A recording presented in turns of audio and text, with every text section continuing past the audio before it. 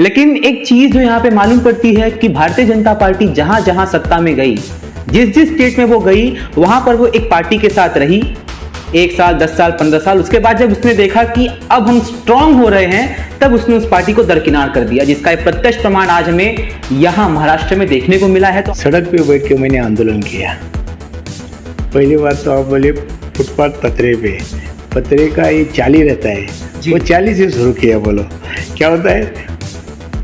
Footpath आंदोलन के लिए यूज़ किया, रास्ता आंदोलन के लिए यूज़ किया, या जनहित के लिए किया। और ये बाला साहब की हमको सिखवन है जी, जो शिव सैनिक को, हर शिव सैनिक बाला साहब की विचारधारा से आज भी जुड़ा है। कि शंकर वीरकर को इस बात की खुशी है कि वो छोटे से उनका जो बेटा है वो उनका मतलब उनके जैसा एक प्यारा बेटा है, उस बात की उनको ज़्यादा खुशी है, या फिर इस बात का दुख है कि उसके वजह से अब उनको टिकट नहीं मिलेगा, वो इलेक्शन कॉन्टेस्ट नहीं कर सकते? एक आपके इंग्लिश में वर्ड है क्रेजी। बाळासाहेबांच्या विचारात आम्ही वेडे झालेलो। गणपति पप्पा का जिस समुद्र में विसर्जन होता है, उसी समुद्र के संदर्भ में इन्वायरमेंटलिस्ट मिनिस्टर जो पहले थे आदित्य ठाकरे साहब, उन्होंने बात कही थी कि अगर आज हम अपने पर्यावरण की सुरक्षा नहीं करेंगे तो 2050 तक मीरा भाईंदर, कलवा देवी, बाद में एल्फिस्टन रोड जो भी प्रभा देवी हो चुका है, यह सब पानी के अंदर डूब जाएगा।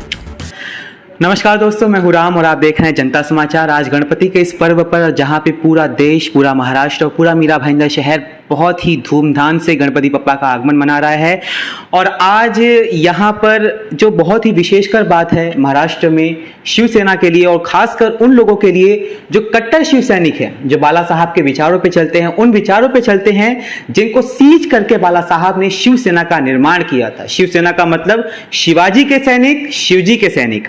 आज मैं आपको एक ऐसे व्यक्ति से बात करवाने वाला हूं जो कि मीरा भाईंदर में गोल्डन मैन है। लेकिन मैं आपको एक बात बता दूं, ये गोल्डन मैन इसलिए नहीं है क्योंकि ये अपने बदन में या अपने हाथों में सोना पहनते हैं। ये गोल्डन मैन इसलिए है क्योंकि इनके ऐसे विचार हैं जो इनके चरित्र को, इनके व्यक्तित्व को सोने सा निखारते हैं, चोखे सोने सा निखारते हैं। तो सबसे पहले शंकर वीरकर जी, आज आपका जनता समाचार में बहुत बहुत स्वागत है।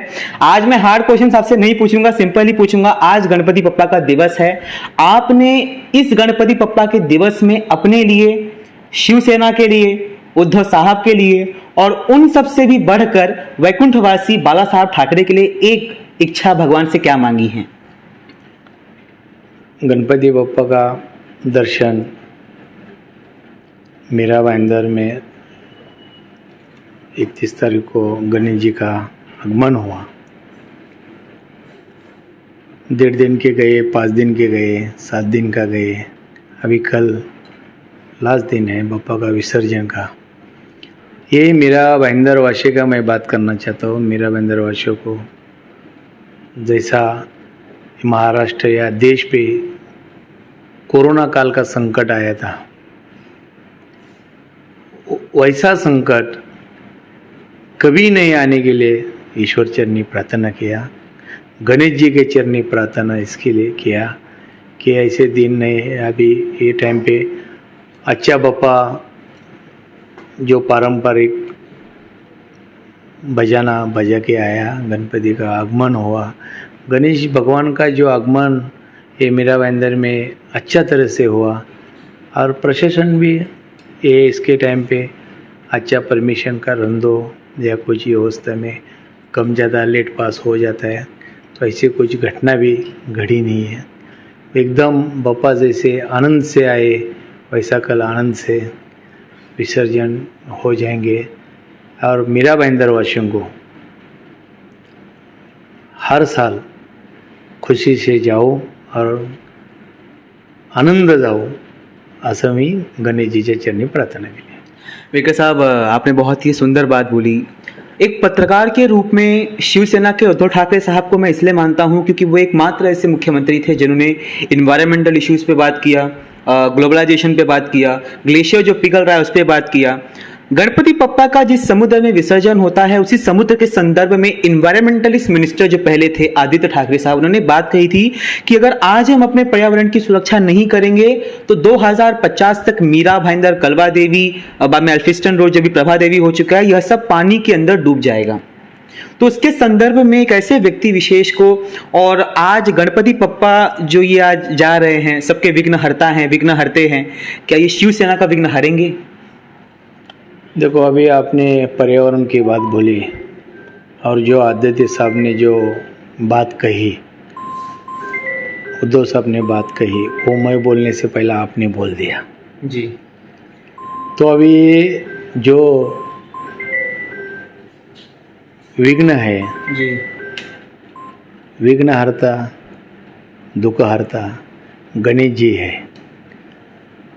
और आप हुए, हम हुए, या सभी दर्शन गणेश जी का मांगने का अपने को एक, सभी लोग गणेश जी के चरणी दर्शन लेके यही मांग करते विघ्न हरता हूँ। मैंने आपके बारे में काफ़ी सुना है, काफ़ी पढ़ा है कि काफ़ी गरीबी में आपने अपनी ज़िंदगी गुजारी, हवेली तक का जो है सफ़र है तय किया, इस सफ़ेद कपड़े तक का सफ़र तय किया, वाइट कॉलर बने। कितने लोग ऐसे हैं कि इस वाइट कॉलर के लिए, पैसे के लिए, वो धन जो शायद उनके चरित्र को नहीं बनाएगा, खाली उनको सुख देगा, उसके लिए उन्होंने कहीं ना कहीं बंडखोरी की। तो हम उस विषय को बाद में रखेंगे, हम उस विषय बात नहीं करेंगे। लेकिन इतना सब कुछ हो गया, विरकर साहब ने क्यों दगाबाजी नहीं की? विरकर साहब ने क्यों गद्दारी नहीं की, ये जानते हुए कि विरकर साहब तो खूब कमा सकते थे? पहली बात तो आपने कहा सड़क पे सो के, सड़क पे बैठ के मैंने आंदोलन किया। पहली बात तो आप बोले फुटपाथ पतरे पे, पतरे का ये 40 रहता है, वो 40 से शुरू किया। बोलो क्या होता है?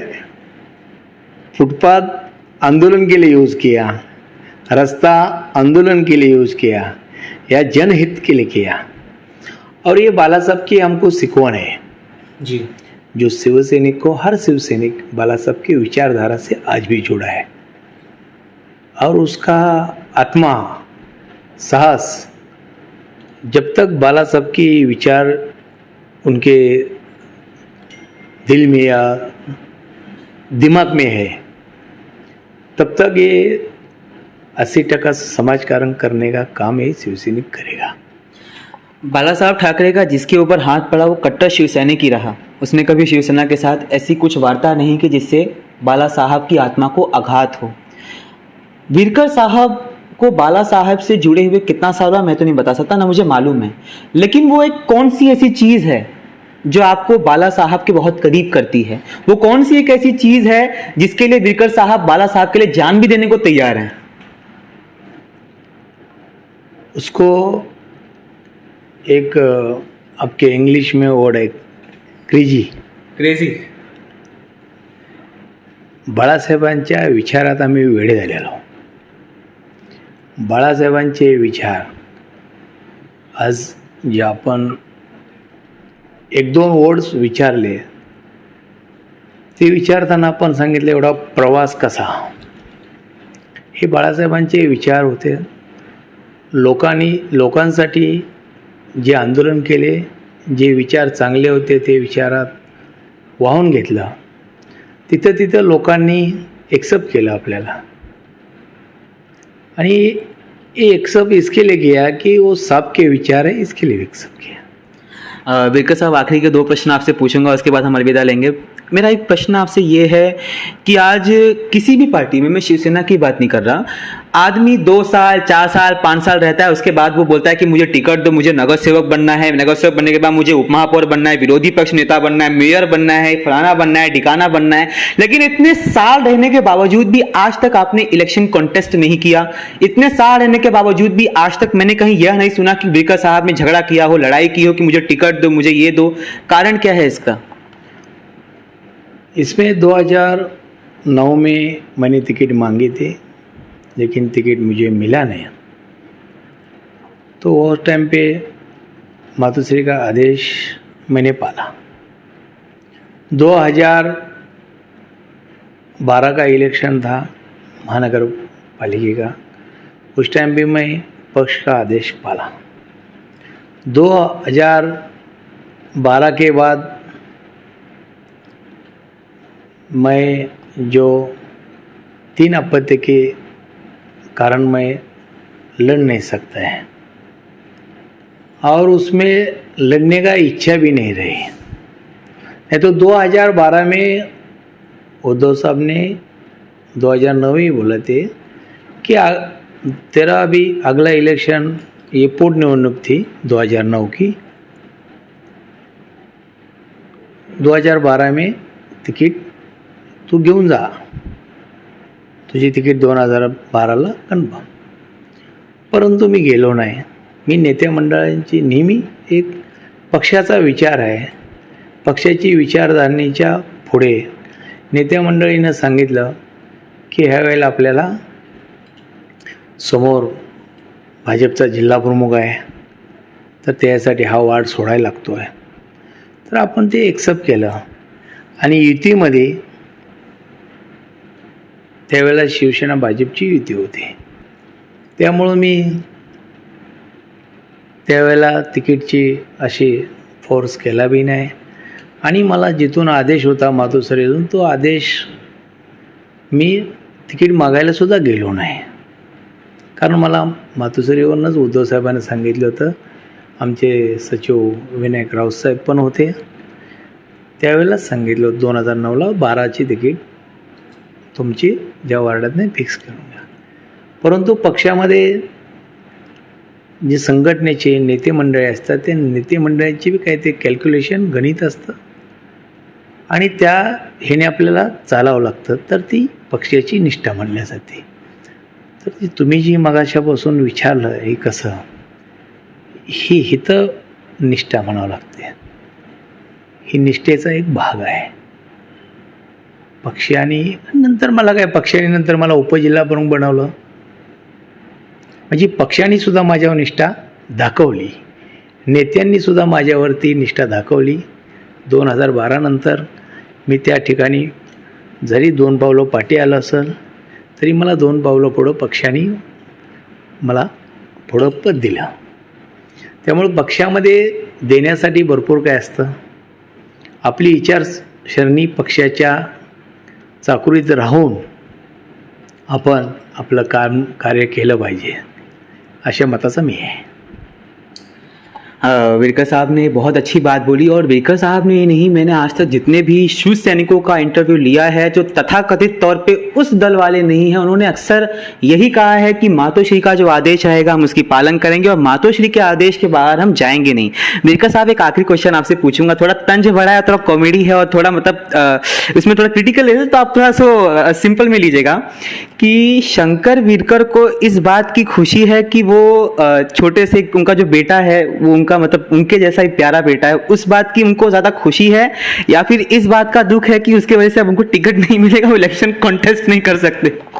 एक शिवसैनिक बनाया, एक वारसदार आया, इसे शिवसेना मेरे लिए है, मैं शिवसेना के लिए है. बेटा मेरे लिए है, मैं बेटे के लिए है. आप कैसा समझने हैं वैसा समझो, लेकिन एक 12 साल के बाद लड़का आना घर में, ये सबसे बड़ी खुशी है. और मुझे लड़की भी होती थी, तो पहली भी 2 लड़की है मेरी. पहली का नाम आकांक्षा है. एक आकांक्षा, एक आशा थी, आकांक्षा थी एक कि लड़की होने की आकांक्षा. दुसरी अपेक्षा, दुसऱ्या वेळेला अपेक्षा होती की मुलगा व्हावा म्हणून. ती मुलगी झाली तर तीही अपेक्षा तिचं नाव ठेवलं. म्हणजे माझी आशा आणि आकांक्षा पूर्ण झाली. और तीसरा कनिक्ष. उसका क्या? अभी कनिक्ष आया, घर में वारसदार आया, एक वोट बढ़ाया, एक युवा सैनिक बनेगा आज 10 साल में जी. देखो ये तो हुई अपनी ये वाली बात, लेकिन ऐसा नहीं है. जो समय पे जो ऊपर वाला करता है वो ठीक ही है. ऊपर वाले के पास जो ऊपर के वाले की देन है जी, वो अपने झोली में है, वो अपनी है. ये रहे आज शिंगड़वेकर साहब। यहाँ पे बहुत ही महत्वपूर्ण पहलुओं पे बात हुई कि किस तरीके से आज यहाँ शिवसेना में जो दरारें पैदा हुई हैं, जो दरारें पैदा हुई हैं और बगावत का जो झंडा यहाँ परचम पर लहराया गया है विभिन्न विधायकों द्वारा और विभिन्न उनके द्वारा, यह सब विघ्न हारेंगे गणेश जी। यह सब विघ्न एक दिन खत्म होगा। समस्याएं कल भी नहीं थी, आज भी नहीं है और आगे भी नहीं रहेंगी। एनटी रामाराव जो कि पहले व्यक्ति थे मेरा भारत देश के जिन्होंने इस तरीके से सत्ता पलट किया था। एनटी रामाराव के बाद बहुत सारे किस्से हुए, शरद पवार साहब के हुए, अभी बिहार में होने वाला था लेकिन महाराष्ट्र से सीख लेकर के खत्म हो गया। मध्य प्रदेश में भी हुआ, महाराष्ट्र में तो हुआ ही। लेकिन एक चीज जो यहाँ पे मालूम पड़ती है कि भारतीय जनता पार्टी जहां जहां सत्ता में गई, जिस जिस स्टेट में वो गई, वहां पर वो एक पार्टी के साथ रही 1 साल, 10 साल, 15 साल। उसके बाद जब उसने देखा कि अब हम स्ट्रांग हो रहे हैं, तब उसने उस पार्टी को दरकिनार कर दिया, जिसका एक प्रत्यक्ष प्रमाण आज हमें यहां महाराष्ट्र में देखने को मिला है। तो आशा करता हूं कि पूरा देश शिंगड़वेकर साहब और हमारी वार्ता से सीखेगा, जानेगा और समझेगा कि क्या नीति, कौन सी नीति पर काम होता है और किस नीति पर ये अपने आप को आगे लेकर जाती है और अपने साथ वाले को पीछे कर देती है। शिव सैनिकों को भी यह बात समझनी बहुत जरूरी है, उनको भी जो उस दल में है और उनको भी जो इस दल में है, कि जिस के साथ आप हो, कल याद रखना वो आपको अपने साथ रखने नहीं वाला। अगर आपको इस पे संदेह है तो जाइए इसका और भारत का इतिहास पढ़ लीजिए। इसी के साथ आप देखते जनता समाचार, मैं हूं राम।